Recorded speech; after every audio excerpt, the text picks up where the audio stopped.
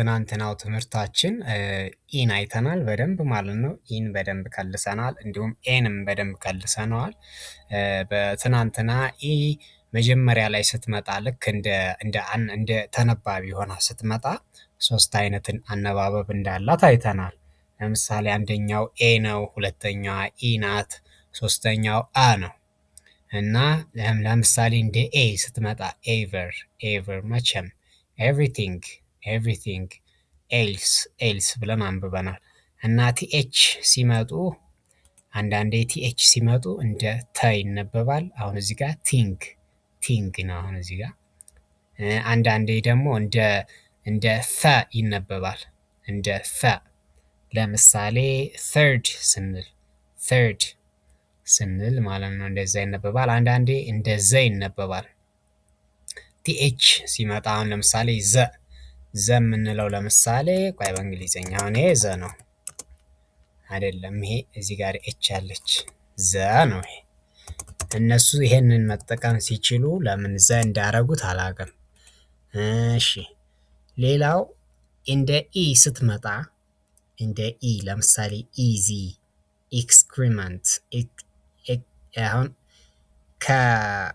ከኤክስ ቀድማ ስትመጣ እንደ ኢ ለማንበብ ይከብዳል። እንደ ኤ ማንበብ ነው የሚቀለው። አሁን ኤክስክሪመንት፣ ኤግዛምፕል፣ ኤክስኪዩት። ሌሎቹ ላይ ግን ኢኳሊቲ፣ ኢተርናል፣ ኢንተር፣ ኢር፣ ኢገር፣ ኢች እነዚህ አሁን በኢ ድምፅ ለማንበብ ለእኛም ቀላል ናቸው። ወደ ኢ ከቀየርሹ ድምፁን ወደ ኢ ከቀየርሹ ለማንበብ ይቀላል። ወደ ኤ ከቀየርሹ ይከብዳል በተቃራኒው ማለት ነው። እነዚህ ከኤክስ በፊት ስትመጣ እንደ ኤ ለማንበብ ደግሞ ይቀላሉ። እና አሁን በመሰረቱ እዚህ እንደ ኢ ነው ሁሉም ላይ የምትነበው መነበብ ያለባት። ግን እኛ ግን እንደ ኤም ብናነበው ምንም ችግር የለም። በተለይ እነዚህን ሶስቱን ከኤክስ ቀድማ ከመጣች፣ ምክንያቱም ያን ያህል ልዩነት የለውም ችግርም የለውም። እኛ ፈተና የምንፈተን ከሆነ ነው እንጂ ችግር የለውም። ከቻልን በኢ ኤክስክሪመንት እንላለን። ኤክስክሪመንት፣ ኤግዛምፕል፣ ኤክስኪዩት። ሌሎቹም ኢኳሊቲ፣ ኢተርናል፣ ኢንተር። ስለዚህ እንደ ኢ ታገለግላለች መጀመሪያ ላይ ስትመጣ። የመጀመሪያው እንደ ኤ፣ ሁለተኛው እንደ ኢ፣ ሶስተኛው እንደ አ። እዚህ ላይ ግን ብዙ ጊዜ በዚህ አይነት መሰረት የሚመሰረቱ ብዙ ቃላቶች የሉም። በጣም ትንሽ ናቸው እንደ አ የምታገለግልበት መጀመሪያ ላይ ስገባ። ለምሳሌ ይሄ ኤርሊየር፣ ኤርሊ፣ ኤርን፣ ኤርዝ መሬት ማለት ነው። ኤርን፣ ኤርዝ። ሌላው ደግሞ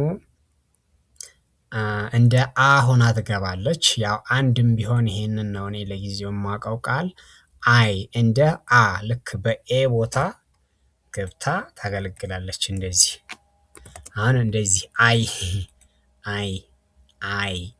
ኢዋይ አይ ተብሎ ነው የሚነበበው። አይን ለማለት ነው በነገራችን ላይ። ከቃላት ውስጥ ሆና ስትመጣ ደግሞ ከፊቷ ቀድመዋት የገቡትን አናባቢዎች እንዴት እንደምታናብባቸውና እንዴት እንደምትቀይራቸው እንመልከት። አሁን ከቃላት ውስጥ ሆና ስትመጣ ሶስት አይነት አነባበብ አላት። ከኋላዋ ቀድመዋት የገቡትን ወደ ሶስት አይነት እንትን ትቀይራቸዋለች ሆሄያት። አንደኛው እንደ አ እንዲነበቡ ታደርጋለች። እንደ አ ሆና ነው የምታገለግለው። ድምፅ ሲኖራት አሁን ኢ ይህንን የመጀመሪያውን ከፊቷ ያለውን ሆሄ በአማርኛ እንደ መጀመሪያ ሆሄያት ድምጾች ታደርገዋለች። ለምሳሌ ለ፣ አሁን ይሄ ለ ነው የምንለው። ለሰን የመጀመሪያ ቃል ነው፣ ሌተር ነው አይደል? ለሰን። ለውስጥ ማን አለ አናባቢ? አ አለ በአማርኛው ለሰን። ፐን፣ ተን፣ ቤልት። እኔ ቤልት፣ ቴን፣ ፔን፣ ሌሰን አንልም። እንደ አምስተኛ ሳይሆን የሚነበቡት እንደ አንደኛ እንደ ግዕዝ ነው። ለሰን፣ ፐን፣ ተን፣ ቤልት። ሁለተኛ ደግሞ ሆሄውን ወደ ሶስተኛ ሆሄ ትቀይረዋለች፣ ወደ ኢ ማለት ነው። ኢ ድምፅ ሶስተኛ ሆሄ ማለት እግር ያለው በአማርኛ ወይም ከስራ ማለት ነው በአረብኛው። የከስራ ምልክት ወዳላቸው ድምጾች ትቀይረዋለች።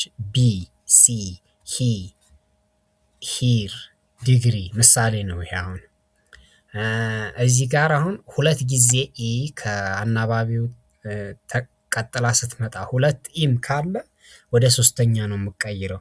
ለምሳሌ ዲግሪ አሁን አርን ኢ ሁለቱን አመታ ወደ ሶስተኛ ሌተር ቀይራታለች ማለት ነው። ዲግሪ። ኪፕ ኪ ወደ ማን ተቀየረ? ወደ ሶስተኛ ከኩኪ። ዲ ደዱ ዲ። ኦኬ እንዲሁም ደግሞ ኢ ኤን አስከትላ ስትመጣ ማለት ነው። ኤንም አስከትላ ብትመጣ አሁን ከመጀመሪያዋ ከኋላዋ ከመጀመሪያዋ ያለውን ተነባቢ ወደ ሶስተኛ ነው የምቀይረው። ሚንስ፣ ፒስ፣ ሂር፣ ኢዚ። ይሄ ምሳሌውን መጀመሪያ ላይ አይተነዋል እዚህ ጋር ማለት ነው። መጀመሪያ ላይ ስገባ ወደ ሶስተኛ ሆሄ እንደምትነበብ እንደ ኢ ኢዚ እንደምትነበብ። እሺ አሁን እንደ እንዴት እንደምትነበብ እናያለን። እንደ አምስተኛ ነው እንደ ሳይሆን ወደ አምስተኛም ትቀይራለች ወደ ኤ ድምጽ ማለት ነው። ሬስት፣ ሄል፣ ሄሎ፣ ዌስት፣ ሜን። አያችሁ አይደል? ሬ ማለት ረሩሪ ረሩሪ ራ ሬ አምስተኛው ማለት ነው። ሄ፣ ሄሎ፣ ዌ፣ ሜ። አሁን ይሄ ሙከራ ነው እንግዲህ የሙከራ ጥያቄውንም ሰርተናል። እሺ ሙከራ ጥያቄውንም ሰርተናል። አሁን አይን ነው የምናነበው። ስለ አይን እንማራለን። አሁን በቀጣዩ ትምህርታችን ስለ አይ ነው የምንማረው። አይ ከቃሉ መጀመሪያ ላይ ስትመጣ ምን ጊዜም እስካሁን በኢም በኤም እንዳደረግነው መጀመሪያ ላይ ስትመጣ ከእሷ በፊት ምንድነው ተነባቢ ሳይገባ እሷ እንደ ተነባቢ ሆና ስትመጣ እንደ አይ ትነበባለች፣ እንዲሁም እንደ ኢ ትነበባለች። ብዙ ጊዜ እንደ ኢ ነው የምትነበበው። እንደ አይ የምትነበብባቸው ብዙ ቃላቶች አሉ። ለምሳሌ አይ ማለት እኔ ማለት ነው። አይስ በረዶ ማለት ነው። አይዲያ ሀሳብ ማለት ነው። አይረን ብረት። አይተም አይረም እቃ ማለት ነው። አሁን እንደማን ተነበበች? እንደ ኤ ሆና ከዛም ደግሞ ይን አስከትላ መጣች እንደዚህ አይ። እነዚህን ህጎች ከያዛችሁ በቀላሉ እንግሊዝኛ ማንበብ ትችላላችሁ ማለት ነው። አይስ፣ አይዲያ፣ አይረን፣ አይተም፣ አይረን። አሁን ይሄ ወደ ደም ያደላል አንዳንድ አሜሪካኖች ሲያነቡ በተለይ። እንደ ኢ ሆና ስትመጣ ደግሞ ኢን፣ ኢት፣ ኢዝ፣ ኢሜጅ፣ ኢሌጋል ውስጥ እንትን ወይም ይሄ ፕሮናውን ነው። ለሰው ላልሆኑ ነገሮች ህይወት ላላቸውም ለሌላቸው ኢትን ነው የምንጠቀመው። አንዳንደኛ እንትን እንላለን ስሙ ሲጠፋን የነገርየው ወይም እሱ ለወንድ ለተባዕታይ ነገር እሱ እንላለን። ለሴትም ይሆነናል ይሄ በርግጥ ለሴትም ለወንድም ይሆናል እሷ እሱ እንላለን። በአማርኛ ለሰውም ለነገርም ተውላጠ ስማችን ለሶስተኛ መደብ ነጠላ ተውላጠ ስም ተመሳሳይ ነው። ኢዝ ነው ማለት ነው። ኢሜጅ ምስል፣ ኢሌጋል ህገወጥ ማለት ነው። አሁን አይ ከቃላት መካከል ውስጥ ሆና ስትመጣ ስንት አይነት አነባበብ እንዳላት ከፊቷ ያሉትን ተነባቢዎች ወደ ስንት አይነት መልኩ ልቀይር እንደምችል እናያለን። አሁን 4 አይነት አገባብ አላት። ሁለቱ ኢና አይ ናቸው። ከዚህም ቀደም አሁን ከላይ ቀድማም ስትገባ እንደምትመጣው አይነት ማለት ነው። ቀድማ ስትገባ አንደኛ እንደ ኢ ሆና ትመጣለች ብለናል። ኢን፣ ኢት፣ ኢዝ። ሁለተኛ መጀመሪያ ላይ እንደ አይ ሆና ትመጣለች ብለናል። መጀመሪያዋ ላይ አይ፣ አይስ፣ አይዲያ፣ አይረን። እነዚህን ባህሪያት ይዛ ከቃላትም መሃል ስትመጣ ራሱ እነዚህን ባህሪያት ይዛ ትመጣለች። ሁለት በተጨማሪ ማንን ይዛ ትመጣለች? አን እና ይ ድምጽ ይዛ ትመጣለች። አሁን መጀመሪያ እንደ ኢ ስታናብባቸው ለምሳሌ ሪች፣ ሲሪ፣ ሊስን፣ ሲት፣ ቢግ። አሁን እነዚህ ኮንሶናንቶች ወደ ማን ተቀየሩ? ወደ ሶስተኛ ሌተር ተቀየሩ። ሪች፣ ረሩሪ፣ ሪ ሶስተኛ፣ አምስተኛ፣ አራተኛ የምለው የአማርኛዎቹን ሆሄያት በደንብ ስለምታውቋቸው በዛ መልኩ እንድትረዱ ብዬ ነው፣ በቀላሉ እንድትይዙት ማለት ነው። እና ወደ ከስራ ትቀይራቸዋለች እነዚህ ከፊት ያሉትን ቫውል ሌተሮች ማለት ነው። ሪች፣ ሲሪ፣ ሊስን፣ ሲት፣ ቢግ፣ ፒክ እንደዚህ። ሁለተኛ እንደ አይ እንዲነበቡ ታደርጋለች። እንደ አይ ስታናብባቸው አሁን የመጀመሪያዎቹ ኮንሶናንት ሌተሮች ወደ አራተኛ ድምፅ ይቀየራሉ። ለምሳሌ ቲ ከሆነች ወደ ታ ትቀየራለች። ከዛ ይን ይዛ ትመጣለች። ታይም ታይም። በዚሁ መሰረት ስንሄድ ኤል አይ ኪ ኢ ላይክ ነው የምንለው። ላይክ፣ ላይን፣ ፋይንድ። እና አንድ ቀላል ህግ እዚህ ጋር ማስታወስ ያለባችሁ ነገር ከኢ መጨረሻ ላይ ካለች ለምሳሌ በአይ እና በኢ መካከል አንድ ኮንሶናንት አለ አይደል? እንደዚህ አይነት ህግ በሚያጋጥማችሁ ሰዓት መጀመሪያ ላይ ያለውን ወደ አራተኛ ድምፅ ነው የምትቀይሩት። ለምሳሌ ቲ ከሆነ ታ ታረጉታላችሁ። ኤል ከሆነ ላ ይሆናል።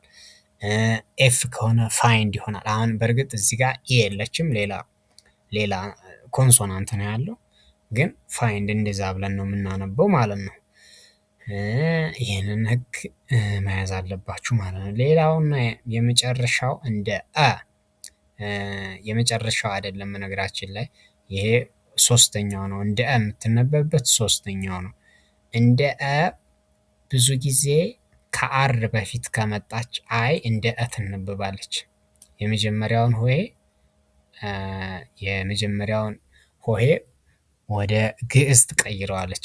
ግዕዝ ማለት የአማርኛ የመጀመሪያው ሆሄ ማለት ነው። ለምሳሌ ፈ፣ በገ፣ በእነዚህ የመጀመሪያ ግዕዝ ይባላሉ። ለምሳሌ ምን ይሆናል? ፈርስት፣ ፊርስት አንልም። ሆኔ ፊርስት አንልም፣ ፈርስት ነው የምንለው። በርድ፣ ገርል፣ በርዝ። ቅድም እንዳልኳችሁ ቲኤች እንደ ዝ ይነበባል፣ እንደ ፈ ይነበባል፣ እንደ ተ ይነበባል ማለት ነው። አሁን የመጨረሻውን ባህሪዋን እንመልከት።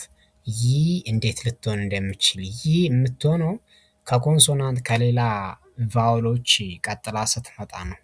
ከሌላ ቫውል ሌተር ቀጥላ ስትመጣ ከኤም ሊሆን ይችላል፣ ከኢ፣ ከኦ፣ ከዩ እንደ ይ ትነበባለች።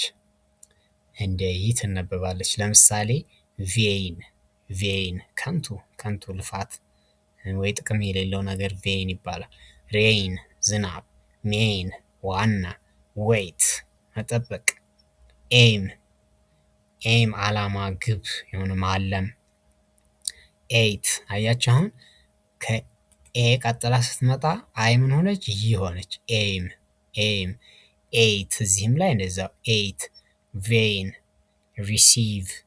ሪሲቭ ይ አለች። አሁን ይቺ አሁን ይ ናት። ሲሊንግ፣ ኦይል ይሆነች ማለት ነው። ኮይን፣ ቮይስ፣ ፖይንት፣ ቦይል፣ ጆይን፣ ጋይድ፣ ጋ። አሁን ይሄ ጋ ነው።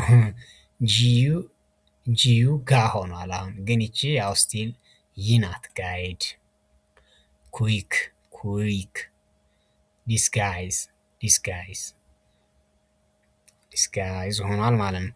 ግን አንዳንድ ጊዜ ከዩ ቀጥላ ስትመጣ እንደ ይ ላትነበብ ትችላለች። ለምሳሌ አሁን ፍሩት አንልም፣ ስዊት አንልም። አሁንም እዚያውም ራሱ ቢልድ ነው የሚሉት እንጂ ቢልድ አንልም። እዚህ ጋር ይሄ እንደዚህም አይነት ህግ አለ ማለት ነው። እሺ አሁን የተወሰነ የቤት ስራ እንስራ። አሁን ይሄንን ልደብቀውና እናንተ እንዳታዩት እያነበባችሁ ትነግሩኛላችሁ ማለት ነው። እሺ